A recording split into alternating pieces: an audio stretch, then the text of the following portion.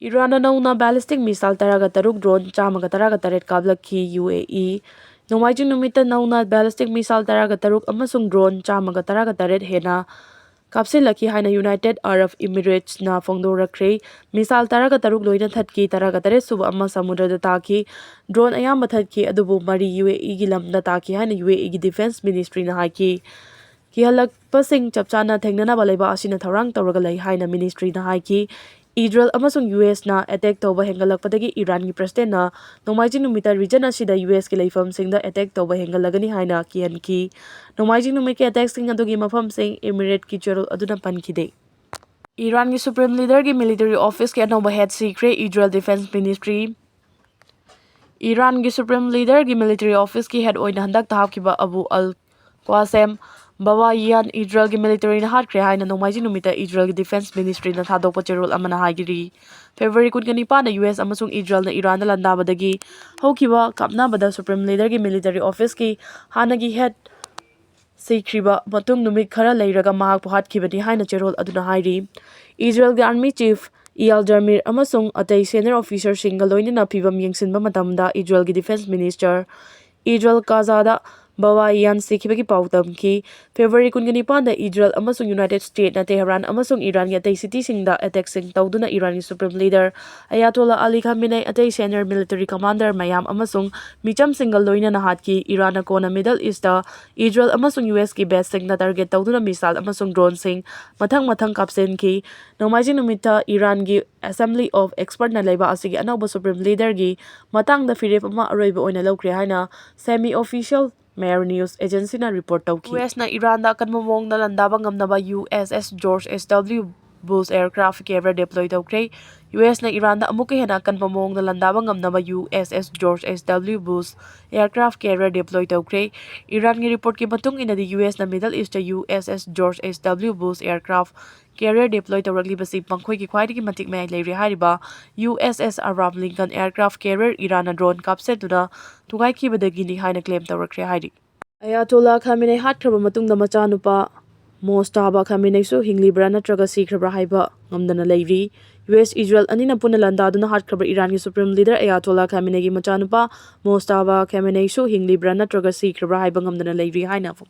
fongdurakli. Report asagi matung ina Ayatollah Khamenei sikraba numit humni gi matungda chahi yakhaiga taruk suraba magi machanupa Mostaba Khamenei da Iran ki supreme leader oiragani haina fongdurakraba matungda maha kadaida leiri haiba wafam amata khangba ngamdana lakibani haina su fongdurakli. Iran na chatharakliba drone gi attack taki ngakthoknaba honabada mating pangi haina Ukraine offer tawrakre. Iran na chatharakliba matik mai lereba sayad drone gi attack taki ngakthoknaba honabada mating pangi haina Ukraine gi President Vladimir Zelensky na Saudi Arabia gi Crown Prince Khalid bin Salman da offer tawrakre. Panbaya badi Russia ga songnariba landa Ukraine gi drone Russia da paksana manghan takhan bangamkrabani. US Israel amadi Iran ga songnariba lana sida isingi anawalan ama amuk Middle East da tholakre.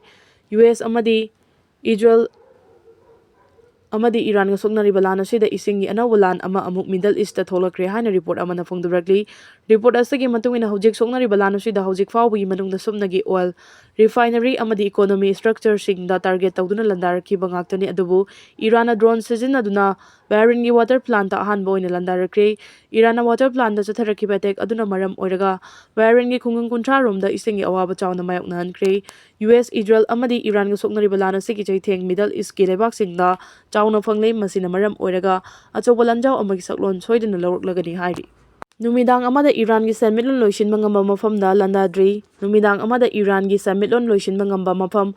Kirk Island da US amadi Israel na hojikso landaba leitri hairi. Numit mapani sujilaklaba lana sida Iran gi air defense system chada marfu thugaiduna mangantahankre. Saranfel Depot Mehrabad Airport amadi IRGC gi headquarter uful onkrabani adubu Iran gi khathangba saruktagi sumnagi kilometer 15 rom chalaga leiba Iran gi thawai oiba mafam Kirk Island da landadriba si US amadi Israel gi su soklakadaba leibana landadabani hairi. Iran na chatharakliba missile attack singdagi ngakthokpa ngamnabagi matangda Munir amadi Prince bin Salman ga unakre. Iran na chatharakliba missile attack singdagi ngakthoknabagi pandamda Pakistan gi Sehdev Asim Munir na Saudi Arabia gi defense minister su oiriba Prince Khalid bin Salman ga unaduna wari sanakre hairi. US amadi Israel leba anina punna Iran da chatharakliba lan asigi chapchaba paukhum piraduna Iran na yumthangnaba Muslim leibak mapanda leiriba US ki military base singda landarakpa asigi manungda Saudi Arabia su yauri ningsingba yabadi haukiba chahi 2025 ta Saudi Arabia amadi Pakistan haiba anigi marakta defense agreement taunakibani agreement asigi matung ina Pakistan amadi Saudi Arabia alaiba amada hekta landarakpada amana amagi mating pangnagani haiba wafam yanakibani maram aduna Iran da landarakpa sida matau karamna attack asidagi ngakthokadagi haibi matangda Saudi Arabia da Munir amadi Salman ga unakibani hairi Iran gi landa Meeoi lising amaga chahum ga kuntragani thoi sikre ngasi numidang Iran da akiba fangna landaragani haina President Donald Trump na lauthokre Iran su US da surrender tawroi haikre Iran gi landa Meeoi lising amaga chahum ga kuntragani thoi sikre ngasi numidang Iran da akiba fangna landaragani haina President Donald Trump na lauthokre nakal amaramdana Iran su US da kaidawnung da surrender tawroi haina phongdorakre hairi US amadi Israel aniga punna Iran matomtana songnariba numit mapani suraba lanasida Iran na khud handuna US ki leiriba military base singda landabada hojik fawgi oina Iraq ta ani sikre tare na sokre Jordan manga sikre Kuwait daruk sikre kaya amana sopan nangkre Bahrain dam ama sikre Marina sokre Qatar da tara taruk sokre UAE da ahum sikre Chama ga tara gani thoina sokre Oman da ama sikre manga na sokre lanasida US ki military taruk sikre tara gani pana sokre Israel ge oina taraga mathoi sikre chama henmana sokre Lebanon da su chahum ga kuntraga mapan sikre hari Nairobi da akan manong chubadagi ichaw thokna Meeoi kunga humdoi sikre Kenya gi konong Nairobi da ahing amada chukkiba akan manong na tamthiraba ichaw oiraktuna Meeoi kunga humdoi sikre Nairobi police na phongdorapa warol amada akan manong amasung ichaw na awaba mayok na halaba Meeoi kuntrarom kan mangamle amasung kaya amadi turel da chenthakre amasung khara na maina chingduna sikre hari Laiba adugi military na akan manung amasung ichaw na lamang na halaba Meeoi sing mukanba amasung tengbang pibagi thabak sing paikat pagaloy na mafam adugi lanthum kaya supak sa namang ata thokre haidi akan manung amasung tamthiraba ichaw na maram oiduna Nairobi airport laiba adugi tungan ba flight kaya mathaw lepre amasung flight kharadi samudra mapan gi city ama oiriba Mombasa da ka thaidok tuna chatkre haidi leptuna churakpa nong na tamthiraba ichaw olakpada natana hauzik fawbada Meeoi kunga humdoi gi punsi pikamna handuna laiba adugi lanthum amang ata thowanbada natana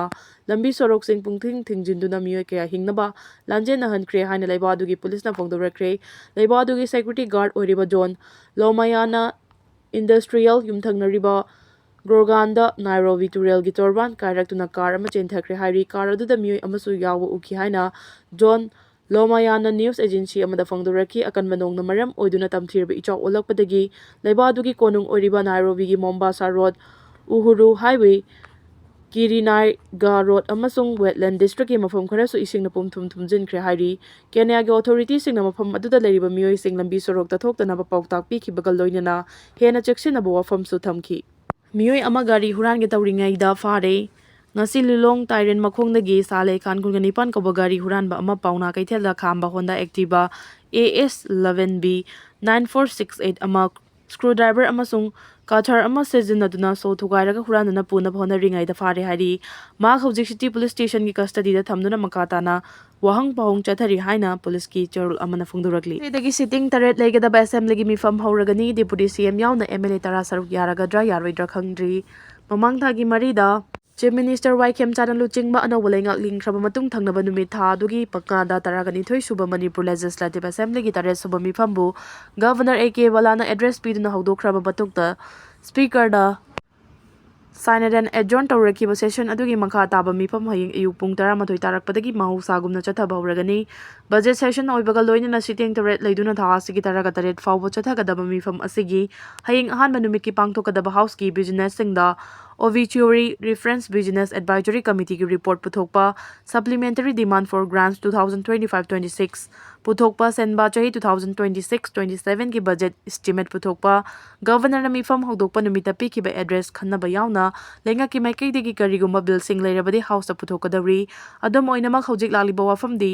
hayengdagi hawragadaba session asigi mathau taba thawrang pomnamak loisilabasу mifam asida Deputy Chief Minister Nemcha Kipgen yauna kuki jogi MLA tarana physical oina house ta attend ꯇꯧꯔꯒꯗ꯭ꯔꯥ ꯅꯠꯇ꯭ꯔꯒ ꯇꯧꯔꯣꯏꯗ꯭ꯔꯥ ꯍꯥꯏꯕꯁꯤꯅꯤ꯫ ꯃꯇꯥꯡꯁꯤꯗ ꯄꯟꯕ ꯌꯥꯕꯗꯤ ꯃꯃꯥꯡ ꯊꯥꯒꯤ 4ꯗ ꯗꯦꯄꯨꯇꯤ chief minister ꯑꯣꯏꯅ ꯋꯥꯁꯛ ꯂꯧꯈꯤꯕ ꯅꯦꯝꯆꯥ ꯀꯤꯞꯒꯦꯟꯅ ꯃꯊꯪꯒꯤ ꯅꯨꯃꯤꯠꯇ ꯄꯥꯡꯊꯣꯛꯈꯤꯕ ꯑꯦꯁꯦꯝꯕ꯭ꯂꯤꯒꯤ ꯃꯤꯐꯝꯗ ꯅ꯭ꯌꯨ ꯗꯦꯜꯂꯤꯒꯤ ꯃꯅꯤꯄꯨꯔ ꯚꯕꯟꯗꯒꯤ ꯚꯔꯆꯨꯑꯦꯜ ꯃꯣꯗꯇ ꯁꯔꯨꯛ ꯌꯥꯈꯤꯕꯅꯤ꯫ ꯃꯍꯥꯛ ꯈꯛꯇ ꯅꯠꯇꯅ ꯏꯝꯐꯥꯜꯒꯤ ꯂꯣ ꯚꯕꯟꯗ ꯂꯥꯛꯇꯨꯅ ꯋꯥꯁꯛ ꯂꯧꯕꯒꯤ ꯊꯧꯔꯝꯗ ꯍꯛꯊꯦꯡꯅꯅ ꯌꯥꯎꯔꯛꯈꯤꯕ MLA ꯉꯨꯔꯁꯥꯡꯂꯨꯔ ꯁꯅꯥꯇꯤ ꯑꯃꯁꯨꯡ LM ꯈꯧꯇꯦꯁꯨ ꯚꯔꯆꯨꯑꯦल ꯃꯣꯗꯇ ꯁꯔꯨꯛ ꯌꯥꯈꯤꯕꯅꯤ꯫ ꯀꯨꯀꯤꯖꯣꯒꯤ MLA 10ꯅ ꯍꯥꯎꯁꯇ ꯐꯤꯖꯤꯀꯦꯜꯂꯤ ꯑꯦꯇꯦꯟ ꯇꯧꯒꯗ꯭ꯔꯥ, ꯃꯁꯤꯒꯤꯗꯃꯛ ꯑꯦꯁꯦꯝꯕ꯭ꯂꯤꯒꯤ ꯃꯥꯏꯀꯩꯗꯒꯤ ꯀꯔꯤ ꯀꯔꯝꯕ ꯑꯈꯟꯅꯕ ꯊꯧꯔꯥꯡ ꯂꯧꯈꯠꯄ ꯂꯩꯕꯒꯦ ꯍꯥꯏꯅ ꯑꯦꯁꯦꯝꯕ꯭ꯂꯤꯒꯤ ꯑꯣꯐꯤꯁꯤꯌꯦꯜ ꯑꯃꯗ ꯍꯪꯂꯨꯕꯗ ꯃꯤꯐꯝ ꯑꯁꯤ ꯃꯍꯧꯁꯥꯒꯨꯝꯅ ꯅꯤꯡꯊꯤꯖꯅ ꯄꯥꯡꯊꯣꯛꯅꯕ ꯃꯔꯤ ꯂꯩꯅꯕ ꯑꯣꯊꯣꯔꯤꯇꯤꯗ ꯑꯦꯁꯦꯝꯕ꯭ꯂꯤꯒꯤ ꯃꯥꯏꯀꯩꯗꯒꯤ ꯑꯏꯕ ꯆꯦꯔꯣꯜꯁꯤꯡ ꯄꯤꯗꯨꯅ ꯂꯧꯈꯠꯐꯝ ꯊꯣꯛꯄ ꯊꯕꯛꯁꯤꯡ ꯂꯧꯈꯠꯄ ꯂꯩꯈ꯭ꯔꯦ꯫ ꯍꯥꯎꯁꯀꯤ ꯃꯦꯝꯕꯔꯁꯤꯡꯕꯨ ꯉꯥꯛ-ꯁꯦꯟꯕ ꯌꯥꯎꯅ ꯃꯈꯣꯏꯒꯤ ꯃꯊꯧ ꯇꯥꯕ ꯊꯕꯛ ꯊꯧꯔꯝꯁꯤꯡ ꯂꯧꯈꯠꯄꯗꯤ ꯁ꯭ꯇꯦꯠ ꯂꯩꯉꯥꯛꯀꯤ ꯊꯧꯗꯥꯡꯅꯤ꯫ ꯍꯥꯎꯁꯀꯤ ꯑꯣꯏꯅꯗꯤ ꯃꯦꯝꯕꯔꯁꯤꯡꯅ ꯍꯥꯎꯁꯀꯤ ꯄ꯭ꯔꯤꯁꯤꯡ ꯃꯅꯨꯡꯗ ꯂꯩꯔꯤꯕ ꯐꯥꯎꯕꯗꯤ ꯑꯦꯁꯦꯝꯕ꯭ꯂꯤꯒꯤ ꯃꯥꯏꯀꯩꯗꯒꯤ ꯃꯈꯣꯏꯒꯤ ꯊꯧꯗꯥꯡ ꯂꯧꯒꯗꯕꯅꯤ꯫ ꯍꯥꯎꯁ ꯑꯁꯤꯒꯤ ꯃꯦꯝꯕꯔ ꯄꯨꯝꯅꯃꯛꯀꯤ ꯐꯝꯐꯝꯗꯤ ꯃꯍꯧꯁꯥꯒꯨꯝꯅ ꯑꯗꯨꯃꯛ ꯊꯧꯔꯥꯡ ꯇꯧꯗꯨꯅ ꯂꯩꯔꯤ ꯍꯥꯏꯔꯛꯈꯤ꯫ ꯑꯗꯨꯝ ꯑꯣꯏꯅꯃꯛ ꯄꯥꯎꯆꯦ ꯑꯁꯤꯅ ꯊꯥꯖꯕ ꯌꯥꯕ ꯃꯐꯝꯗꯒꯤ ꯐꯪꯕ ꯄꯥꯎꯒꯤ ꯃꯇꯨꯡ ꯏꯟꯅꯗꯤ ꯍꯌꯦꯡꯗꯒꯤ ꯍꯧꯒꯗꯧꯔꯤꯕ ꯍꯥꯎꯁꯀꯤ ꯃꯤꯐꯝꯗ ꯗꯦꯄꯨꯇꯤ ꯆꯤꯐ ꯃꯤꯅꯤꯁꯇꯔ ꯅꯦꯝꯆꯥ ꯀꯤꯞꯒꯦꯟ ꯌꯥꯎꯅ ꯀꯨꯀꯤꯖꯣꯒꯤ MLAꯁꯤꯡ ꯂꯥꯛꯇꯨꯅ ꯐꯤꯖꯤꯀꯦꯜ ꯑꯦꯇꯦꯟ ꯇꯧꯔꯣꯏ ꯍꯥꯏꯔꯤ꯫ ꯑꯗꯨꯕꯨ ꯃꯁꯤꯒꯤ ꯃꯇꯥꯡꯗ ꯑꯣꯐꯤꯁꯤꯌꯦꯜ ꯑꯣꯏꯕ ꯔꯤꯄꯣꯔꯠꯇꯤ ꯐꯪꯈꯤꯗꯦ꯫ ꯄꯟꯕ ꯌꯥꯕꯗꯤ ꯃꯃꯥꯡ ꯊꯥꯒꯤ 4ꯗ ꯋꯥꯁꯛ ꯂꯧꯈꯤꯕ ꯆꯤꯐ ꯃꯤꯅꯤꯁꯇꯔ, ꯗꯦꯄꯨꯇꯤ ꯆꯤꯐ ꯃꯤꯅꯤꯁꯇꯔ ꯑꯅꯤ ꯑꯃꯁꯨꯡ ꯃꯤꯅꯤꯁꯇꯔ ꯑꯅꯤꯒꯤ ꯄꯣꯔꯠꯐꯣꯂꯤꯑꯣꯁꯤꯡꯗꯤ ꯊꯥ ꯑꯁꯤꯒꯤ 4ꯗ ꯆꯤꯐ ꯁꯦꯀ꯭ꯔꯦꯇꯔꯤꯅ ꯊꯣꯛꯄ ꯅꯣꯇꯤꯐꯤꯀꯦꯁꯟ ꯑꯃꯒꯤ ꯃꯇꯨꯡ ꯏꯟꯅ ꯌꯦꯟꯊꯣꯛꯈ꯭ꯔꯕꯅꯤ꯫ ꯆꯦꯔꯣꯜ ꯑꯗꯨꯒꯤ ꯃꯇꯨꯡ ꯏꯟꯅ ꯗꯦꯄꯨꯇꯤ ꯆꯤꯐ ꯃꯤꯅꯤꯁꯇꯔ ꯅꯦꯝꯆꯥ ꯀꯤꯞꯒꯦꯟꯅ RD, NPR, TAN Hills, deputy CM ꯂꯣ ꯁꯤꯗꯤꯈꯣꯅ PHED, forest environment and climate change, minister Govindas ꯀꯣꯟꯊꯧꯖꯝꯅ ꯍꯣꯝ ꯑꯃꯁꯨꯡ ꯒ꯭ꯌꯥꯁ ꯄꯨꯕꯒ ꯂꯣꯏꯅꯅ KH ꯂꯣꯀꯦꯟꯅ ꯑꯥꯔꯠ ꯑꯦꯟꯗ ꯀꯜꯆꯔ ꯑꯃꯁꯨꯡ ꯇꯨꯔꯤꯖꯝ ꯄꯨꯔꯒꯅꯤ꯫ ꯆꯤꯐ ꯃꯤꯅꯤꯁꯇꯔꯒꯤ ꯑꯣꯏꯅꯗꯤ ꯗꯦꯄꯨꯇꯤ CM ꯑꯃꯗꯤ ꯃꯤꯅꯤꯁꯇꯔ ꯑꯅꯤꯁꯤꯗ ꯌꯦꯟꯊꯣꯛꯇꯕ ꯗꯤꯄꯥꯔꯠꯃꯦꯟꯠꯁꯤꯡ ꯄꯨꯔꯒꯅꯤ ꯍꯥꯏꯅ ꯐꯣꯡꯗꯣꯔꯛꯈꯤꯕꯅꯤ꯫ ꯀꯨꯀꯤ ꯂꯝꯍꯦꯟꯕꯁꯤꯡꯅ ꯁꯤꯅꯥ ꯀꯩꯊꯦꯜꯒꯤ ꯈꯨꯟꯖꯥꯁꯤꯡ ꯇꯝꯅ ꯅꯣꯡꯃꯩ ꯀꯥꯞꯈ꯭ꯔꯦ꯫ ꯃꯇꯝ ꯈꯔꯒꯤ ꯃꯃꯥꯡꯗꯒꯤ ꯎꯈ꯭ꯔꯨꯜ ꯗꯤꯁꯇ꯭ꯔꯤꯛꯀꯤ ꯂꯤꯇꯥꯟ PHꯅ ꯀꯣꯟꯕ ꯃꯐꯝ ꯈꯔꯗ ꯀꯨꯀꯤ ꯃꯤꯂꯤꯇꯦꯟꯠꯁꯤꯡꯅ ꯃꯈꯣꯏꯒꯤ ꯈꯨꯠꯂꯥꯏ ꯄꯥꯏꯕ ꯚꯣꯂꯨꯟꯇꯤꯌꯔꯁꯤꯡꯒ ꯈꯨꯠꯁꯝꯅꯗꯨꯅ ꯌꯨꯝꯂꯣꯟꯅꯅ ꯂꯩꯃꯤꯟꯅꯔꯛꯄ ꯇꯥꯡꯈꯨꯜꯁꯤꯡꯗ ꯅꯣꯡꯃꯩ ꯀꯥꯞꯇꯨꯅ ꯀꯤꯍꯟꯕ ꯌꯥꯎꯅ ꯌꯨꯝ ꯀꯩ ꯃꯩ ꯊꯥꯕꯅꯆꯤꯡꯕ ꯊꯧꯗꯣꯛꯁꯤꯡ ꯆꯠꯊꯔꯛꯄꯗꯒꯤ ꯃꯐꯝ ꯑꯁꯤꯗ ꯑꯍꯦꯟꯕ ꯁꯦꯀ꯭ꯌꯨꯔꯤꯇꯤ ꯐꯣꯔꯁꯁꯤꯡ ꯗꯤꯄ꯭ꯂꯣꯏ ꯇꯧꯗꯨꯅ ꯂꯥꯛꯁꯤꯟꯅꯕ ꯍꯣꯠꯅꯔꯤꯉꯩꯒꯤ ꯆꯩꯔꯛꯇ ꯂꯝꯍꯦꯟꯕ ꯀꯨꯀꯤ ꯃꯤꯂꯤꯇꯦꯟꯠꯁꯤꯡꯅ ꯇꯥꯡꯈꯨꯜꯁꯤꯡꯒꯤ ꯈꯨꯜ ꯑꯃ ꯑꯣꯏꯔꯤꯕ ꯁꯤꯅꯥ ꯀꯩꯊꯦꯜꯗ ꯑꯃꯨꯛ ꯍꯟꯅ ꯅꯣꯡꯃꯩ ꯀꯥꯞꯁꯤꯟꯗꯨꯅ ꯑꯀꯤ ꯑꯈꯪ ꯅꯪꯍꯟꯈ꯭ꯔꯦ꯫ ꯊꯧꯗꯣꯛ ꯑꯁꯤ ꯉꯔꯥꯡ ꯅꯨꯡꯊꯤꯜ ꯄꯨꯡ 2:30 ꯇꯥꯔꯛꯄꯗ ꯍꯧꯔꯒ ꯄꯨꯡ 3 ꯇꯥꯔꯛꯄ ꯐꯥꯎꯕꯗ ꯃꯤꯅꯤꯠ 10 ꯔꯣꯝ ꯆꯨꯞꯅ ꯁꯤꯅꯥ ꯀꯩꯊꯦꯜ ꯈꯨꯜꯒꯤ ꯈꯨꯟꯖꯥꯁꯤꯡꯅ ꯂꯧꯕꯨꯛꯇ ꯊꯕꯛ ꯁꯨꯔꯤꯉꯩꯗ ꯃꯈꯣꯏ ꯇꯝꯅ ꯑꯐꯕ ꯃꯈꯜꯒꯤ ꯅꯣꯡꯃꯩꯁꯤꯡ ꯁꯤꯖꯤꯟꯅꯗꯨꯅ ꯀꯥꯞꯂꯛꯈꯤꯕꯅꯤ ꯍꯥꯏꯔꯤ꯫ ꯊꯧꯗꯣꯛ ꯑꯁꯤꯒꯤ ꯃꯇꯥꯡꯗ ꯐꯪꯕ ꯄꯥꯎꯅ ꯍꯥꯏꯕꯗ ꯀꯨꯀꯤ ꯃꯤꯂꯤꯇꯦꯟꯠꯁꯤꯡꯅ ꯈꯪꯍꯧꯗꯅ ꯑꯀꯟꯕ ꯃꯑꯣꯡꯗ ꯅꯣꯡꯃꯩ ꯀꯥꯞꯁꯤꯜꯂꯛꯄꯗꯒꯤ ꯁꯤꯅꯥ ꯀꯩꯊꯦꯜ ꯈꯨꯜꯕꯨ ꯉꯥꯛ-ꯁꯦꯜꯂꯛꯂꯤꯕ ꯇꯥꯡꯈꯨꯜ ꯚꯣꯂꯨꯟꯇꯤꯌꯔꯁꯤꯡꯒꯤ ꯃꯥꯏꯀꯩꯗꯒꯤꯁꯨ ꯈꯨꯠ ꯍꯟꯗꯨꯅ ꯅꯣꯡꯃꯩ ꯀꯥꯞꯈꯤ ꯍꯥꯏꯔꯤ꯫ ꯑꯗꯨꯕꯨ ꯅꯥꯀꯜ ꯑꯅꯤꯒꯤ ꯃꯔꯛꯇ ꯁꯥꯡꯊꯗꯅ ꯈꯨꯠ ꯊꯣꯛꯅꯈꯤꯗꯕꯅ ꯑꯁꯣꯛ-ꯑꯄꯟ ꯌꯥꯎꯕꯒꯤ ꯄꯥꯎꯗꯤ ꯂꯩꯈꯤꯗꯦ꯫ ꯊꯧꯗꯣꯛ ꯑꯁꯤ ꯀꯨꯀꯤ ꯃꯤꯂꯤꯇꯦꯟꯠꯁꯤꯡꯅ ꯁꯤꯅꯥ ꯀꯩꯊꯦꯜ ꯈꯨꯜꯒ ꯇꯥꯏꯅꯅ ꯂꯩꯕ ꯃꯈꯣꯏꯒꯤ ꯂꯦꯐꯂꯦꯟ ꯈꯨꯜꯗ ꯁꯥꯕ ꯕꯡꯀꯔꯁꯤꯡꯗꯒꯤ ꯁꯤꯅꯥ ꯀꯩꯊꯦꯜ ꯊꯝꯅ ꯅꯣꯡꯃꯩ ꯀꯥꯞꯁꯤꯜꯂꯛꯈꯤꯕꯅꯤ ꯍꯥꯏꯔꯤ꯫ ꯊꯧꯗꯣꯛ ꯑꯁꯤꯒꯤ ꯄꯥꯎ ꯐꯪꯕꯒ ꯂꯤꯇꯥꯟ ꯄꯨꯂꯤꯁꯅ ꯁꯦꯟꯇ꯭ꯔꯦꯜ ꯐꯣꯔꯁꯁꯤꯡꯒ ꯆꯪꯁꯤꯟꯗꯨꯅ ꯊꯤꯕ ꯍꯨꯝꯕꯒꯤ ꯊꯕꯛ ꯆꯠꯊꯈꯤ꯫ ꯑꯗꯨꯕꯨ ꯃꯤꯐꯥ ꯃꯤꯄꯨꯟꯗꯤ ꯂꯩꯈꯤꯗꯦ꯫ ꯊꯧꯗꯣꯛ ꯊꯣꯛꯐꯝꯗ ꯀꯝꯕꯥꯏꯟ ꯐꯣꯔꯁ ꯆꯪꯁꯤꯜꯂꯛꯄꯗꯒꯤ ꯈꯨꯠꯂꯥꯏ ꯄꯥꯏꯕꯁꯤꯡ ꯃꯐꯝ ꯑꯗꯨ ꯊꯥꯗꯣꯛꯇꯨꯅ ꯆꯦꯟꯅꯈꯤ ꯍꯥꯏꯔꯤ꯫ ꯊꯧꯗꯣꯛ ꯑꯁꯤꯕꯨ ꯁꯤꯅꯥ ꯀꯩꯊꯦꯜ ꯚꯤꯂꯦꯖ ꯑꯣꯊꯣꯔꯤꯇꯤ ꯎꯈ꯭ꯔꯨꯜ ꯗꯤꯁꯇ꯭ꯔꯤꯛꯀꯤ ꯆꯦꯔꯣꯜ ꯑꯃꯅ ꯑꯀꯟꯕ ꯃꯑꯣꯡꯗ ꯌꯥꯅꯤꯡꯗꯕ ꯐꯣꯡꯗꯣꯔꯛꯂꯤ꯫ ꯀꯨꯀꯤ ꯇꯦꯔꯣꯔꯤꯁꯠꯁꯤꯡꯅ ꯇꯥꯡꯈꯨꯜꯒꯤ ꯌꯨꯝꯁꯤꯡ ꯃꯩ ꯊꯥꯕ, ꯂꯥꯟꯃꯩ ꯊꯥꯕ ꯑꯃꯁꯨꯡ ꯅꯣꯡꯃꯩ ꯀꯥꯞꯄꯗ ꯅꯠꯇꯅ ꯈꯨꯟꯖꯥ ꯑꯃꯕꯨꯁꯨ ꯃꯃꯥꯡ ꯊꯥꯒꯤ 18ꯗ ꯒꯟ ꯄꯣꯏꯟꯠꯇ ꯐꯥꯔꯒ ꯄꯨꯕꯒꯤ ꯊꯧꯗꯣꯛ ꯊꯣꯛꯈ꯭ꯔꯕꯅꯤ ꯍꯥꯏꯔꯗꯨꯅ ꯃꯈꯥ ꯇꯥꯅ ꯑꯁꯤꯒꯨꯝꯕ ꯊꯧꯗꯣꯛꯁꯤꯡ ꯊꯣꯛꯍꯟꯗꯅꯕ ꯂꯣ ꯑꯦꯟꯐꯣꯔꯁꯃꯦꯟꯠ ꯑꯦꯖꯦꯟꯁꯤꯁꯤꯡꯅ ꯈꯨꯗꯛꯇ ꯊꯕꯛ ꯂꯧꯈꯠꯄꯤꯌꯨ ꯍꯥꯏꯔꯤ꯫